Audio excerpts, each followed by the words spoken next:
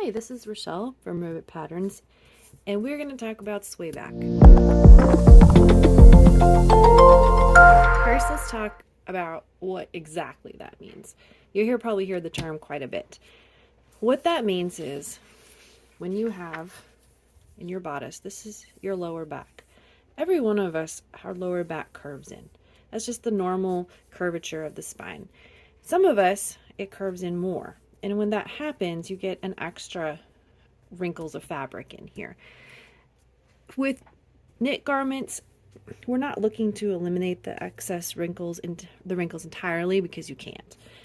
That's why like woven skirts and pants have waist darts in the back, so they can take out the bit. And you can always add a waist dart into a pair of knit pants or a skirt, or you can do fisheye darts in a bodice. But what we're talking about is a knit bodice that has no darts, and we're not adding any. So if you're looking at your pattern piece, see, this one already curves in. This is a miniature version of the upland bodice. So, but if your piece if your back piece from whatever you're using does not have a center back seam, if it is just straight up and down on the fold like this, you can see that. The best thing to do is add a back seam. That allows you to put some shaping into the back.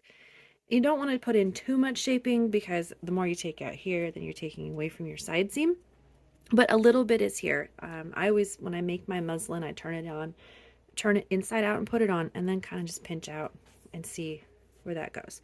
So if you have a bodice that is on the fold, what you can do is you can add the seam allowance, which of whatever you want, 3/8, whatever, and then you'll have a back seam to play with.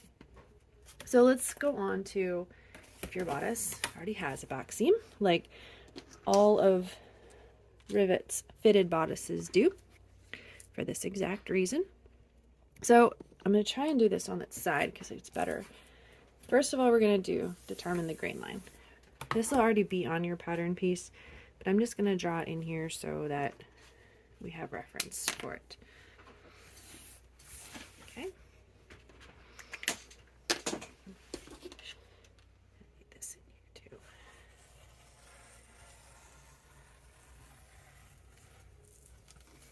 Okay.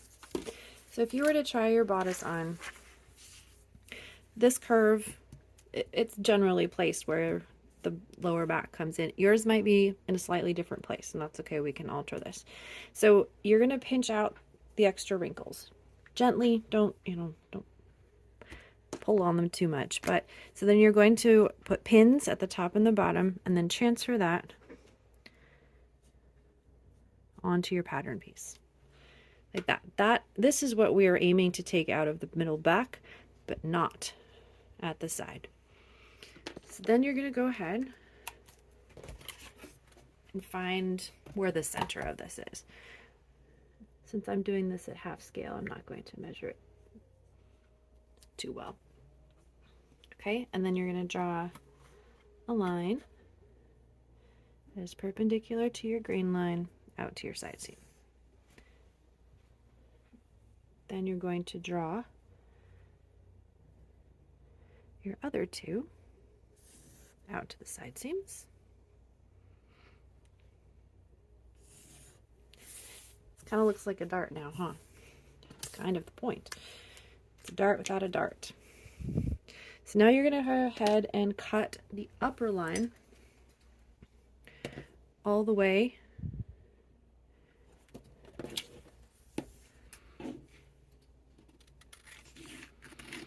you're going to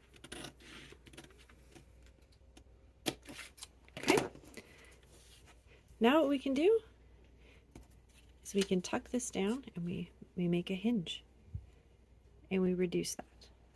And you go ahead and tape that. There you go. So now you have reduced the center back without changing your side seam length. You'll notice your grain line, it's a little funky. That's okay. It just kind of depends on, you're going to need to straighten it out.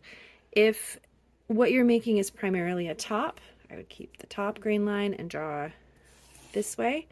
If what is you're making is a dress and you have a lot of skirt length, I would make this your main line and bring it up here. Okay?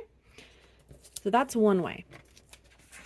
The other way is if you really, really don't want a center back seam. Okay.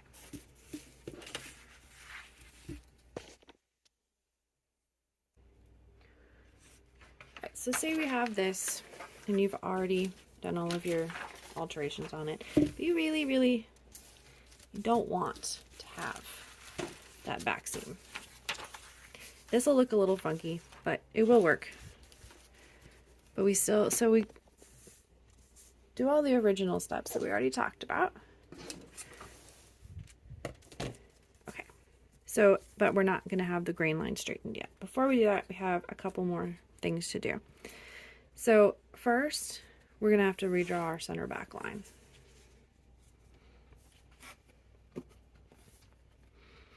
Which is gonna be weird.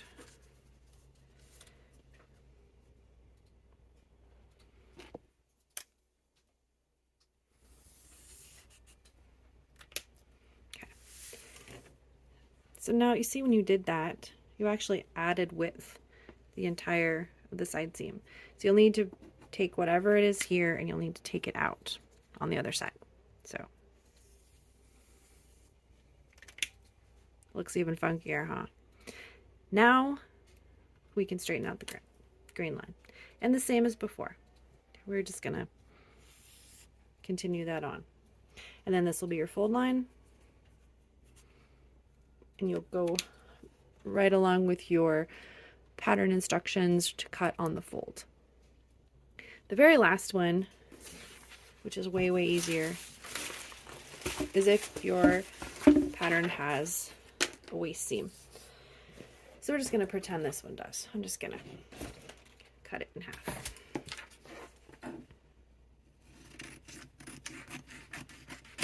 Okay. So let's say it's a bodice and a skirt. Here you go. Still your center seam back right here. In order to do that, you're still going to find out how much you want to pull out of that, but all you're going to do is reduce the width here and the width here. And then when you connect your top and your bottom, these are going to overlap and you're going to have the same effect on the side without changing your side seam. And that's it.